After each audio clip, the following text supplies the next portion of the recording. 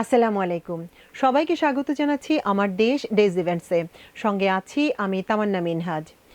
প্রধান উপদেষ্টা ডক্টর মোহাম্মদ ইউনূস পদত্যাগ করছেন এমন গুঞ্জন ঘিরে নানা জল্পনা কল্পনা গত দুদিন ডানা মেলেছে।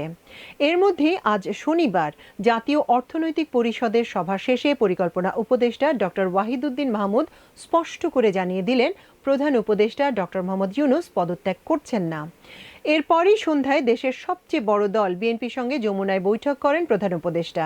তারপর একে একে বসেন জামায়াত ও এনসিপির সঙ্গেও। প্রতিটি দলই প্রধান উপদেষ্টার সঙ্গে আলোচনা করে বাইরে এসে প্রেসের সামনে তাদের প্রতিক্রিয়া জানিয়েছে। প্রথমেই প্রতিক্রিয়া দেয় বিএনপি। তারা নিরাপত্তা উপদেষ্টা খলিলুর রহমান এবং 2 ছাত্র উপদেষ্টার পদত্যাগ চান। নির্বাচনের রোড ম্যাপেরও দাবি জানিয়ে এসেছেন তারা।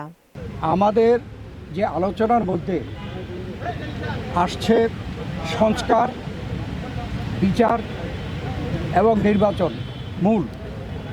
আমরা বলেছি একটার সাথে আরেকটার কোনো সম্পর্ক নাই, কেননা সংস্কার চলমান বিষয়, এটা চলতে থাকবে।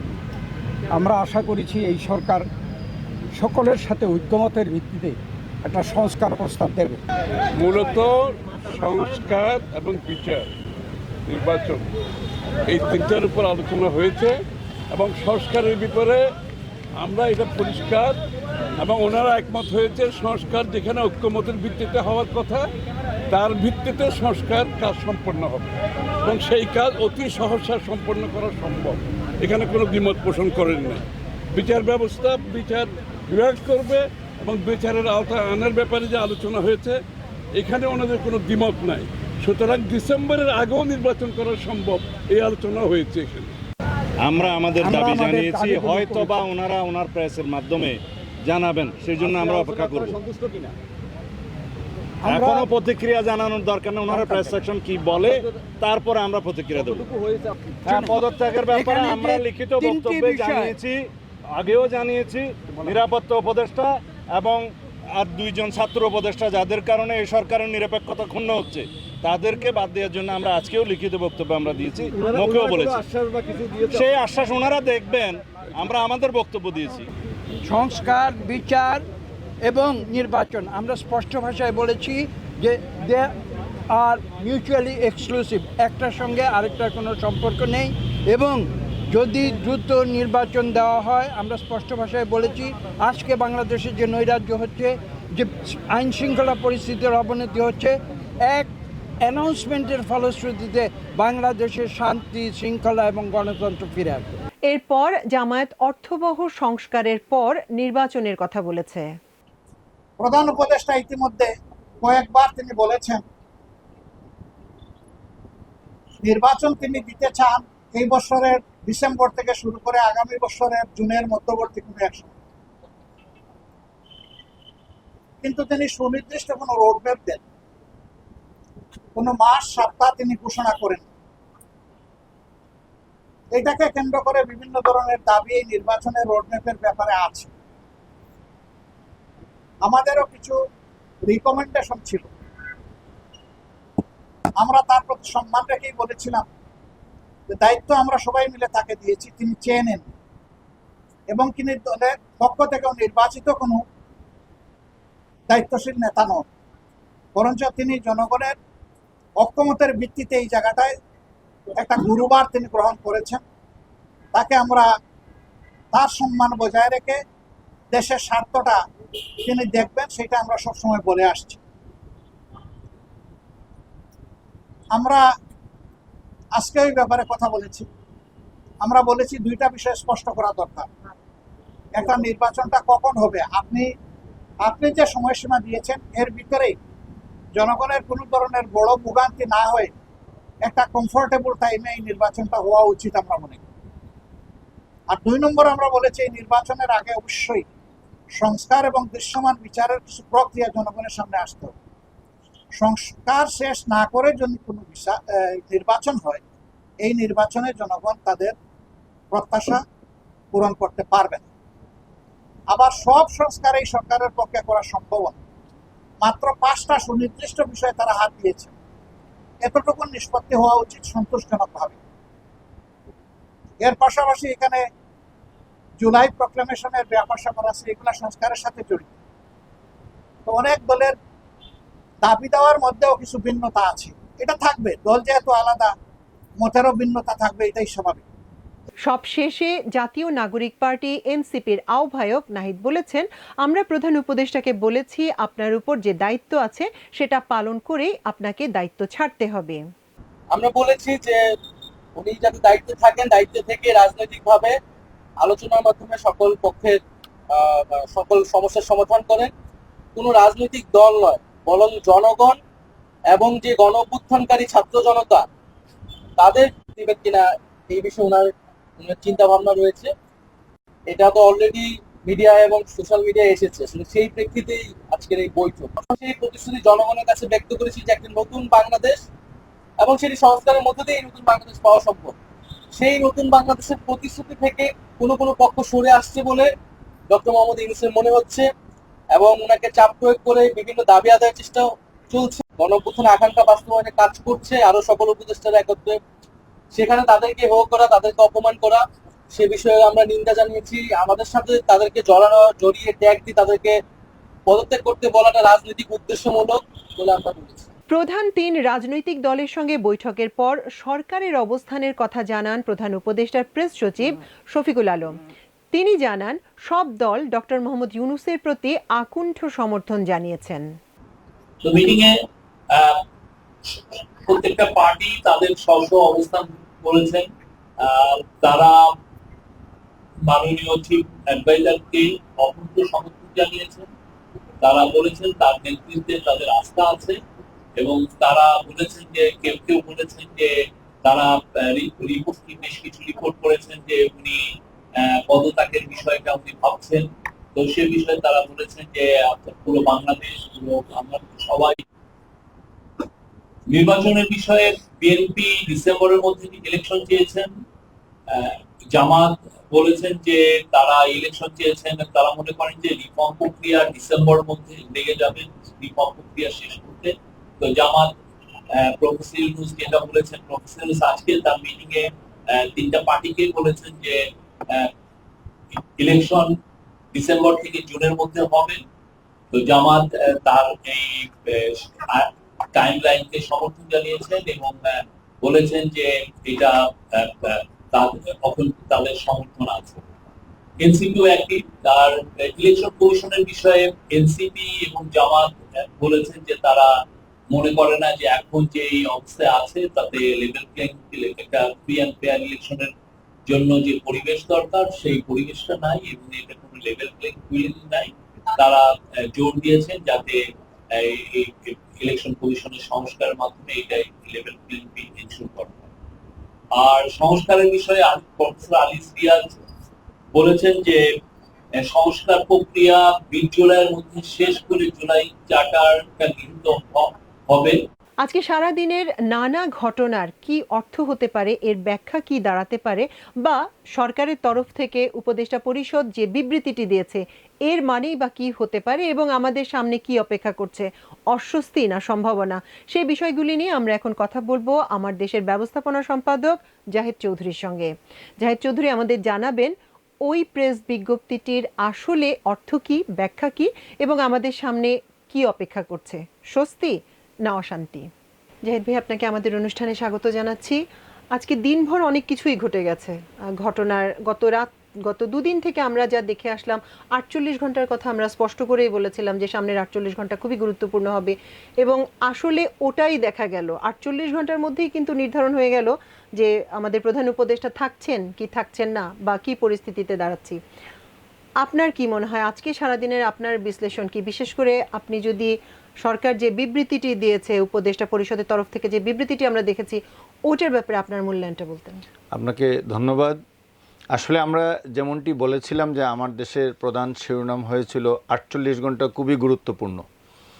তো এইটা যে আমরা শিরোনাম করেছিলাম এটা প্রমাণিত হয়েছে যে এই 48 ঘন্টার ভিতরে অনেক ঘটনা ঘটে গেছে এবং প্রথম দিন সেটা যদি আলাদা করে বলি যে বৃহস্পতিবার ঘটনার সূত্রপাত এবং তাকে কেন্দ্র করে শুক্রবার পার হয়েছে প্রথম দিন এবং আজকে দ্বিতীয় দিন, সেকেন্ড 24 ঘন্টা যদি বলি দ্বিতীয় দিন পার হলো এবং আজকে এসে আমরা একটা স্পষ্ট অবস্থান দেখতে পেলাম যে সরকারের তরফ থেকে আনুষ্ঠানিকভাবে উপদেষ্টা পরিষদের বিবৃতি বলে একটা বিবৃতি প্রকাশ করা হলো এবং এই বিবৃতির মাধ্যমে এই সরকার তার অবস্থানটা আনুষ্ঠানিকভাবে জানিয়ে দিয়েছে। এর আগে আমরা যা করছিলাম, যা ছাপা হচ্ছিল, যা মিডিয়ায় আসছিল, এগুলা অনেকটা সোর্সেস সেট, সূত্র উল্লেখ করে কিংবা কোনো ব্যক্তিকে উল্লেখ করে বলা হচ্ছিল। ফর্মালি আনুষ্ঠানিকভাবে এইটাই এই 48 ঘন্টার ভিতরে সবচেয়ে বড় স্পষ্টীকরণ যদি সরকারের তরফ থেকে বলি যে এইটাই, এবং এই বিবৃতিটা খুবই উল্লেখযোগ্য, খুবই সিগনিফিকেন্ট এই বিবৃতি। এবং প্রায় একই সময়ে, কাছাকাছি সময়ে, মানে বিবৃতির আগেই আমাদের পরিকল্পনা উপদেষ্টা ডক্টর ওয়াহিদুদ্দিন মাহমুদ স্পষ্ট করে দেন যে ডক্টর মোহাম্মদ ইউনূস পদত্যাগ করছেন না। উনি খুব বোল্ডলি এই কথাটি বলেন এবং উনি যখন এটা বলেন তার আগে উপদেষ্টারা বৈঠকে বসেছিলেন, কথা বলেছিলেন, বিবৃতিটি তারও পরে আসে। এবং বিবৃতিতে আমি বিবৃতিটার উল্লেখযোগ্য অংশটা আবার একটু রিপিট করতে চাচ্ছি যে বিভিন্ন সময়ে নানা ধরনের অযৌক্তিক দাবি দেওয়া, উদ্দেশ্য প্রণোদিত ও এখতিয়ার বহির্ভূত বক্তব্য এবং কর্মসূচি দিয়ে যেভাবে সরকারের স্বাভাবিক কাজের পরিবেশকে বাধাগ্রস্ত করে তোলা হচ্ছে, জনমনে সংশয় ও সন্দেহ সৃষ্টি করা হচ্ছে, তা নিয়ে উপদেষ্টা পরিষদ বিস্তারিত আলোচনা করেছে। এটা একনেকের বৈঠক ছিল। একনেকের বৈঠকের পরে 19 জন উপদেষ্টা, বিশেষ সহকারী উপদেষ্টা মর্যাদার সম্পন্ন যারা ছিলেন তারা 19 জনের বৈঠক এখানে ছিল এবং সেখানে তারা স্পষ্ট করেই বলেন যে দেশকে স্থিতিশীল রাখতে নির্বাচন, বিচার ও সংস্কার প্রক্রিয়া এই তিনটাকে এগিয়ে নিয়ে যেতে এবং স্বৈরাচারের আগমন প্রতিহত করতে বৃহত্তর ঐক্য প্রয়োজন বলে উপদেষ্টা পরিষদ তাদের অপিনিয়ন দিয়েছে এবং এই বিষয়ে অন্তর্বর্তী সরকার রাজনৈতিক দলগুলোর বক্তব্য শুনবে এবং সরকারের অবস্থান স্পষ্ট করবে। আরেক দফা এটা এই বিবৃতিতেই, আমি বিবৃতির অংশবিশেষ পড়ে শোনালাম এবং সর্বশেষ যে পয়েন্টটা আমি উল্লেখ করতে চাই, যদি পরাজিত শক্তির ইন্ধনে এবং বিদেশি ষড়যন্ত্রের অংশ হিসাবে সরকারের উপর আরোপিত দায়িত্ব পালনকে অসম্ভব করে তোলা হয় তবে সরকার সব কারণ জনসমক্ষে উত্থাপন করে পরবর্তী সিদ্ধান্ত গ্রহণ করবে। আমি এই কথাগুলো কোট আনকোট বিবৃতির অংশগুলো পড়ে শোনালাম।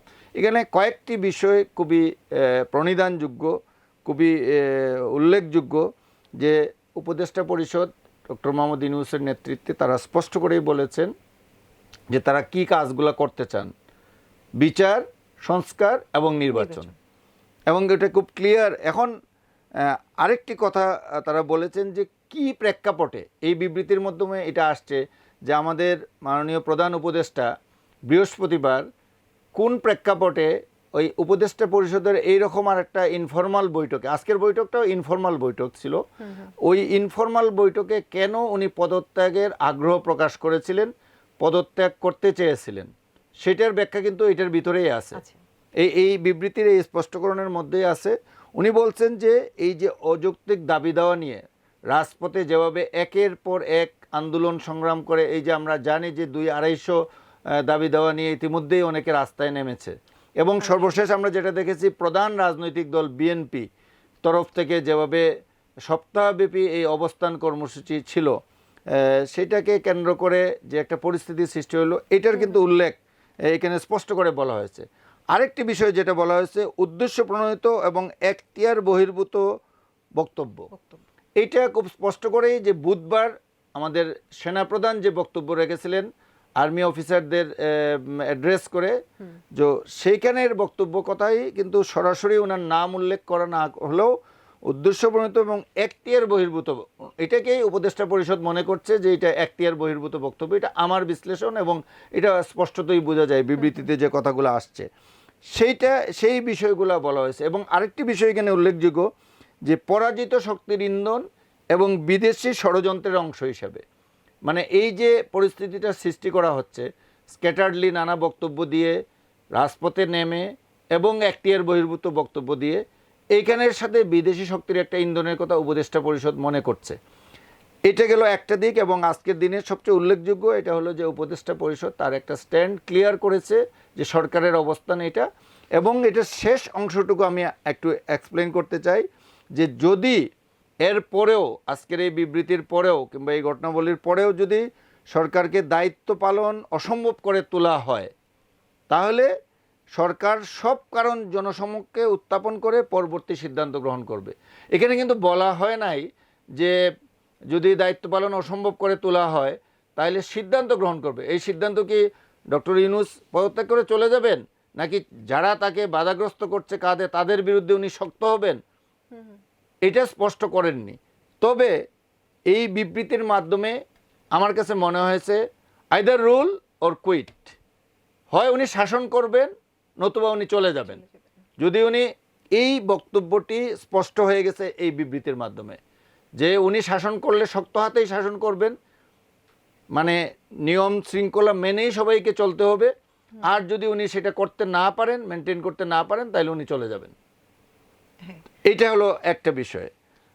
আর এটার পরবর্তীতে যে বিষয়গুলো আসছে সেটা হলো সন্ধ্যার সময় আমরা দেখলাম সন্ধ্যার পরপর বিএনপি, জামাতে ইসলামী এবং এনসিপির প্রতিনিধি দল প্রধান উপদেষ্টার সাথে বৈঠক করেছেন যমুনায় গিয়ে, ওনার বাসভবন যেটা সরকারি বাসভবন, এবং প্রত্যেকে ওখান থেকে বের হয়ে তাদের কি বক্তব্য, তারা প্রধান উপদেষ্টাকে কি বলে আসছেন এটা সারমর্মটা তুলে ধরেছেন। এবং আগামীকাল রোববার প্রধান উপদেষ্টা সর্বদলীয় একটা বৈঠক ডেকেছেন এবং এখানে একজন করে প্রত্যেক দল থেকে প্রতিনিধি যোগ দিতে আমন্ত্রণ জানানো হয়েছে। আমি মনে করি যে এই 3 দলের প্রতিনিধিও ওইখানে একজন করে থাকবেন এবং অন্যান্য যে রাজনৈতিক দলগুলো আছে তাদের প্রতিনিধিও এখানে যোগ দিবেন। এবং এইখানের পরে আমার ধারণা যে সরকার এই যে আলোচনা, যে কথাটি ওনারা বিবৃতিতে স্পষ্ট করে বলেছিলেন যে রাজনৈতিক দলগুলোর বক্তব্য শুনবে এবং সরকারের অবস্থান স্পষ্ট করবে, আমার ধারণা এটা আগামীকালই সরকার আলোচনাটা শেষ করার পর হয়তো টোটাল বিষয়ে তাদের সাথে কি আলোচনা হলো এবং সরকার কি অবস্থানে আসলো, হয়তো ওনারা ক্যাবিনেটও আবার বসতে পারেন এই আলোচনার পরে, বসে হয়তো একটা সিদ্ধান্ত জানাবেন। সিদ্ধান্তের বিষয়ে কি, এখানে অনেকগুলো বিষয় আসছে যেটা হলো যে বিএনপির সাথে আলোচনায় বিএনপি কি বলেছে। বিএনপি যেটা বলেছে, আমরা জানি যে এজেন্ডা কিন্তু 3টাই, নির্বাচন, বিচার এবং সংস্কার। তো এইখানে বিএনপি যে বিষয়গুলো তুলে ধরেছে, তারা ব্রিফিংয়ে ডক্টর খন্দকার মোশাররফ হোসেন, ডক্টর মঈন খান, আমির খসরু মাহমুদ চৌধুরী এবং সালাউদ্দিন আহমদ, বিএনপির এই 4 সদস্যের হাই পাওয়ার, তারা 4 জনই স্ট্যান্ডিং কমিটির মেম্বার এবং senior most member doctor Khandakar Mosharraf Hossain, তার নেতৃত্বে ডেলিগেশনটা গিয়েছিল। এবং বের হয়ে উনি যে ওনাদের বক্তব্যটা তুলে ধরেছেন, এখানে কয়েকটা বিষয় ওনারা নিয়ে আসছেন। প্রথম বিষয়, এবং 3টি আলোচনাতেই আমরা যতটুকু জানতে পেরেছি প্রত্যেকেই যেটা ডক্টর ইউনূসকে বলেছেন যে আমরা তো আপনার পদত্যাগ চাইনি, এবং এটা সত্য, এটা কিন্তু মানতে হবে। কোথাও কিন্তু কেউ বলেননি যে ডক্টর ইউনূসকে পদত্যাগ করে চলে যেতে হবে, কিন্তু তাদের কাজকর্ম কিংবা আরও লোকদের কাজকর্মে ডক্টর ইউনূস স্বাধীনভাবে তার কাজগুলো সম্পন্ন করতে পারছিলেন না, কাজকর্ম সরকারের বাধাগ্রস্ত হচ্ছিল, কিন্তু তাকে রিজাইন করার কথা বলেননি। তবে এই কথাটি তারা স্পষ্ট করেছেন, 3টি দলই ডক্টর ইউনূসের কাছে এই কথাটি স্পষ্ট করেছেন। দ্বিতীয়ত যেটা হলো, বিএনপির তরফ থেকে 3 জন উপদেষ্টার পদত্যাগ দাবি করা হয়েছে এবং তারা স্পষ্ট করেই বলেছেন 2 জন ছাত্র উপদেষ্টা, যেটা আসিফ ভুইয়া, মাহফুজ আলম এবং security adviser doctor Khalilur Rahman, জাতীয় নিরাপত্তা উপদেষ্টা, সেটা বিএনপি কিন্তু স্পষ্ট করে ব্রিফিংয়ে তারা বলেছে। আর তারা যেটা বলেছে, তারা এখনও স্ট্যান্ড করছে যে ডিসেম্বরের ভিতর তারা নির্বাচন চায়। এই 2টা কথা কিন্তু বিএনপি স্পষ্ট করেছে, সুস্পষ্ট রোড ম্যাপ দাবি করেছে আর কি, ডিসেম্বরের মধ্যে নির্বাচন এবং নির্বাচনটা কবে কিভাবে হবে, কবে হবে, রোড ম্যাপটা তারা দাবি করেছে। অন্যদিকে যে বিষয়টি আসছে যেটা জামাতের তরফ থেকে, জামাত কিন্তু ফেব্রুয়ারিতে নির্বাচনের কথা বলে আসছে, ফেব্রুয়ারি মানে রমজানের আগে, তারা কিন্তু বলেনি। ইভেন জামাত বলছে যে সংস্কার কাজটা, এটা আগেও জামাতের অবস্থান আমরা জানি যে সংস্কার কাজ যদি ফেব্রুয়ারির ভিতর সম্পন্ন হয়ে যায় তাহলে ফেব্রুয়ারিতেই নির্বাচন চায়। ইভেন তারা প্রয়োজনে আরও সময় বাড়াতেও রাজি আছে, সময়টা তারা এপ্রিলের কথা এই পর্যায়ে জামাতের অবস্থানটা। আর এনসিপির পক্ষ থেকে আমরা যতটুকু বক্তব্য জানতে পারছি, জামাতের 2 জন এখানে গিয়েছিলেন, জামাতের আমির ডাক্তার শফিকুর রহমান এবং নায়েবে আমির ডক্টর আবদুল্লাহ মোহাম্মদ তাহের। জামাতের ডেলিগেশন ছিল 2 মেম্বার্স ডেলিগেশন। অন্যদিকে আমরা এনসিপির পক্ষে যেটা দেখেছি যে এনসিপির নাহিদ ইসলামের নেতৃত্বে, এনসিপির কনভেনার, তার নেতৃত্বে হাসনাত আবদুল্লাহ, তারপরে ডক্টর তাসনিম জারা এবং এনসিপির আরও একজন সদস্য আরিফুল ইসলাম আদিব, তারা 4 জন গিয়েছিলেন। এবং তারা যেটা বলেছেন যে ডক্টর ইউনূস যে দায়িত্ব নিয়ে প্রধান উপদেষ্টার দায়িত্ব নিয়েছেন যে কাজ সম্পন্ন করার জন্য, সেই কাজটুকু যাতে সম্পন্ন করেন, এটা মানে তারা একটা অল আউট সাপোর্ট দিয়ে গেছেন প্রধান উপদেষ্টাকে। এই হলো আজকের অ্যাক্টিভিটিস। আর গতকালকে তো আরও অনেক তৎপরতা চলেছে, যেটা হলো আমরা প্রকাশ্যে অনেক কিছু দেখেছি, মিডিয়ায় দেখেছি, আড়ালে অনেক অ্যাক্টিভিটিস চলেছে। এবং আড়ালের অ্যাক্টিভিটিসগুলোর বিষয়ে আমি যেটা বলতে পারি আপনাকে, আমি নির্ভরযোগ্য সূত্রে, আমাদের যে সূত্রে জানতে পারেছি যে ইউরোপীয় ইউনিয়ন, আমেরিকা, যুক্তরাষ্ট্র, যুক্তরাজ্য এবং ইউএন সহ পশ্চিমা দেশগুলোর পক্ষ থেকে ডক্টর ইউনূসের কাছে এর মধ্যে স্পষ্ট বার্তা পৌঁছে দিয়েছে যে আমরা চাই আপনি দায়িত্বে থাকুন এবং দায়িত্ব পালন করুন। এইটা একটা বড় শক্তি, উনি এটা কাজ করেছে, অল আউট সাপোর্ট পাচ্ছেন। এবং এইখানে এইরকম একটা পরিস্থিতিতে আজকের 48 ঘন্টা পার হয়েছে। আমি বলবো যে 48 ঘন্টা আগে যারা ষড়যন্ত্রে জড়িত ছিল, যারা এই ধরনের পরিস্থিতি সৃষ্টি করেছিল, এইরকম একটা পরিবেশ সৃষ্টি করে ডক্টর ইউনূসকে তার দায়িত্ব পালন থেকে সরে যাওয়ার মতো একটা অবস্থায় নিয়ে গেছিল, এটা দ্রুতই এটা পরিবর্তন হয়েছে। এবং আজকে এসে মানুষ, বাংলাদেশের মানুষ অনেকটা স্বস্তির নিঃশ্বাস ফেলছে। এটা সোশ্যাল মিডিয়াতে চোখ বুলালেই স্পষ্টত এটা বোঝা যায়। আসলে বিষয়টা কি, গত 48 ঘন্টায় ডক্টর ইউনূস পদত্যাগের কথা চাউর হওয়ার পর থেকে যে উনি করতে যাচ্ছেন, মানুষের মধ্যে যে অস্থিরতা, যে উদ্বেগ দেখা গিয়েছে, এটা থেকে কিন্তু আরেকবার প্রমাণিত হলো যে ডক্টর ইউনূসের ব্যাপারে মানুষের, সাধারণ মানুষের আগ্রহ কোন পর্যায়ের। এবং এটার বিএনপির আমরা দেখেছি, বিএনপির সালাউদ্দিন আহমেদের বক্তব্য নিয়ে ব্যাপক ট্রল হয়েছে। উনি যেখানে বলছেন যে আমরা বিকল্প খুঁজে নেব, ওটার ব্যাপক ট্রল হয়েছে। এসব থেকেই কিন্তু মানুষের মানসিক যে স্থিতি, সেটা এক ধরনের বোঝা যায়। আরেকটা বিষয় হচ্ছে আজকে একটা স্বস্তি এসেছে, আপনিও বলছিলেন, কিন্তু গত 48 ঘন্টা এবং এর আগের সপ্তাহ খানেক, সপ্তাহ দুয়েকের যে তৎপরতা, তাতে কিন্তু স্পষ্ট একটা মহল খুব করে চাচ্ছিল যে ডক্টর ইউনূস এমন একটা অস্বস্তিকর পরিস্থিতির মধ্যে পড়েন যে ওনার মধ্যে এই ভাবনাটা আসে যে কুইট করা সম্ভব, আমি ছেড়ে দিব, বা এই একটা অস্বস্তি যারা চাচ্ছিল। আজকের বিবৃতিতেও আমরা কয়েকটা অংশ খুব স্পষ্ট করে দেখেছি। আপনি বললেন একটা হচ্ছে বিদেশি শক্তি ষড়যন্ত্রের কথা বলা হচ্ছে, আর একটা হচ্ছে যে ছাড়া এখতিয়ার বহির্ভূত বক্তব্যের কথা বলা হয়েছে বিবৃতির মধ্যে স্পষ্ট করে। এবং কারা তার বিরুদ্ধে আসলে তাকে অস্বস্তিতে বা বিব্রতকর পরিস্থিতিতে ফেলার জন্য চেষ্টা করছে, এই বিবৃতি কিন্তু সেটা তো একদম স্পষ্ট যে কারা চাচ্ছে। এর পরবর্তী পরিস্থিতি কি হতে পারে বলে আপনি মনে করেন? কারণ একদম স্পষ্ট করে 2-1 ব্যক্তি অথবা 2-1টি রাষ্ট্রের কথা যদি স্পেসিফিক করা হয়, তারপরে তো আবার এদেরকে নিয়েই চলতে হবে। এখানে দেখেন যে বিপ্লবোত্তর একটি সরকার, ডক্টর ইউনূসের অন্তর্বর্তীকালীন সরকার একটা বিপ্লবোত্তর সরকার, এবং বিপ্লবী শক্তি যারা এই বিপ্লবে জয়ী হয়েছে, স্বৈরাচারকে, ফেসিবাদকে পরাজিত করেই তারাই কিন্তু তাকে অন্তর্বর্তী সরকারের প্রধান বানিয়ে রাষ্ট্র পরিচালনার দায়িত্ব দিয়েছে। তো এই সরকারের ভিত্তি কিন্তু জনগণ এবং এই বিপ্লবীরা। এবং জনগণ এবং বিপ্লবীরা কারা? শুধু আওয়ামী লীগ ছাড়া যারা 15.5 বছর ফ্যাসিবাদী শাসন কায়েম করে মানুষের উপর জুলুম, নির্যাতন, অত্যাচার চালিয়েছিল, গুম খুনের সাথে জড়িত ছিল, অর্থনীতিকে লুটপাট করেছিল, হাজার হাজার লক্ষ লক্ষ কোটি টাকা বিদেশে পাচার করেছে, তাদের কিন্তু এখন বিচারের মুখোমুখি হতে হচ্ছে। এবং তারা তো চাইবেই যে এই বিচার প্রক্রিয়াকে বাধাগ্রস্ত করতে, এই গুম খুনের বিচার যাতে না হয়, এই লুটেরাদের বিচার যাতে না হয়। টাকা, আপনি জানেন যে আমরা মাত্র 2 দিন আগেই দেখেছি যে লন্ডনে সালমান এফ রহমানের ছেলের বিরাট অঙ্কের টাকা ওইখানে ফ্রিজ করে দেওয়া হয়েছে, গভর্নমেন্ট এটাকে আটক করে দিয়েছে। বাংলাদেশে আমরা একের পর এক প্রতিদিন কিছু না কিছু অগ্রগতি আমরা দেখতে পাচ্ছি, সেটা বিচারের ক্ষেত্রে বলেন, শেখ হাসিনা এবং তার সহযোগীদের বিচারের ক্ষেত্রে বলেন, কিংবা এই দুর্নীতির সাথে যারা জড়িত তাদের বিচারের ক্ষেত্রে বলেন।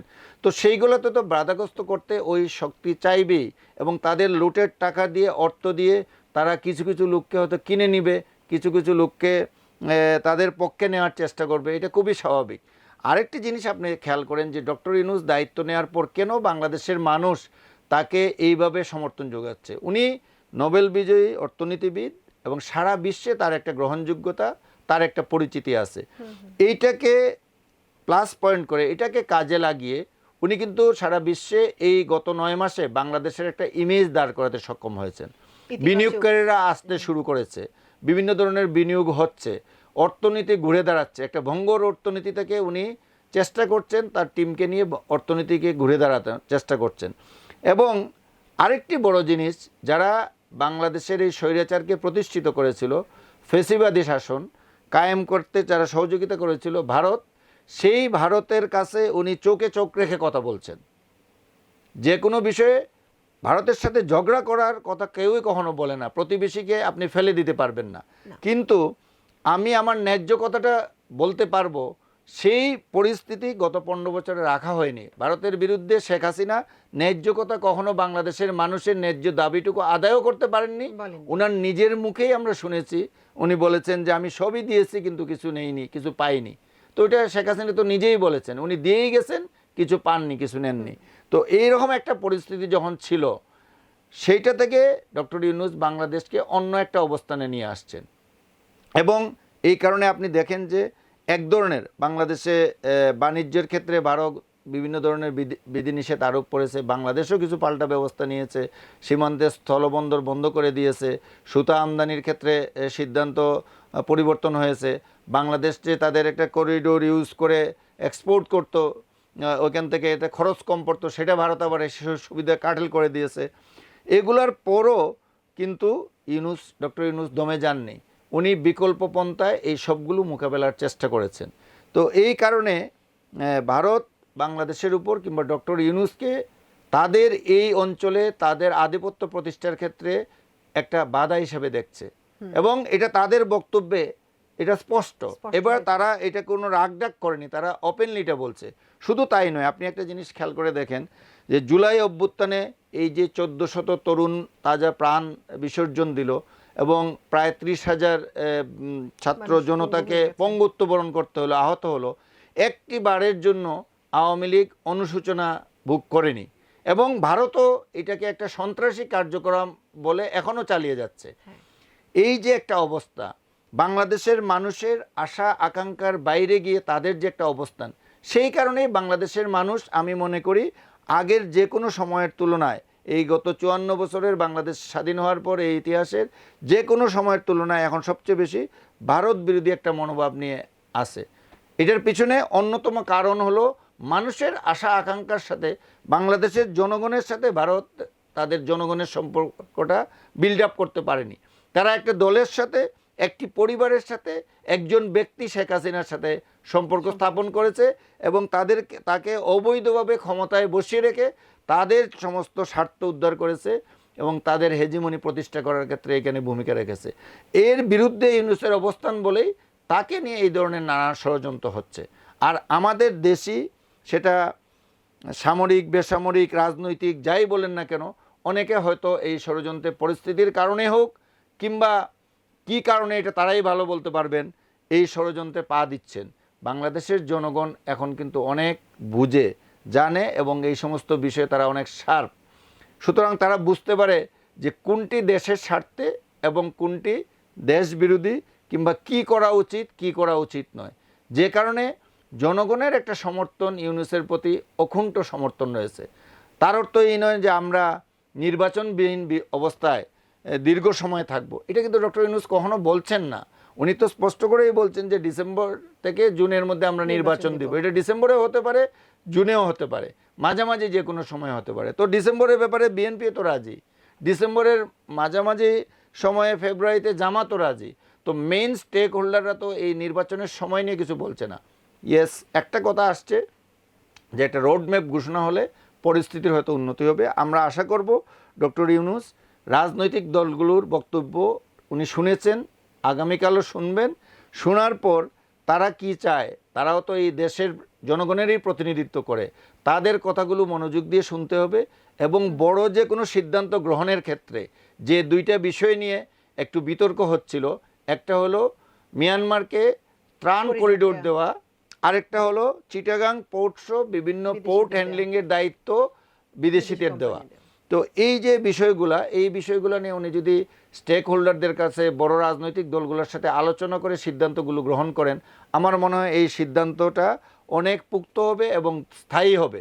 এবং এই ক্ষেত্রে যে ভুল বোঝাবুঝি যদি হয়ে থাকে তাইলে এগুলোর নিরসন হবে, অবসান হবে। এবং উপদেষ্টা পরিষদ রিঅর্গানাইজ করার ব্যাপারেও একটা দাবি আসছে। বাদ দেওয়ার কথা বলেন কিংবা এটাকে আরও যোগ্য ব্যক্তিদের অন্তর্ভুক্ত করার কথা বলেন, এগুলো উনি বিবেচনা করতে পারেন।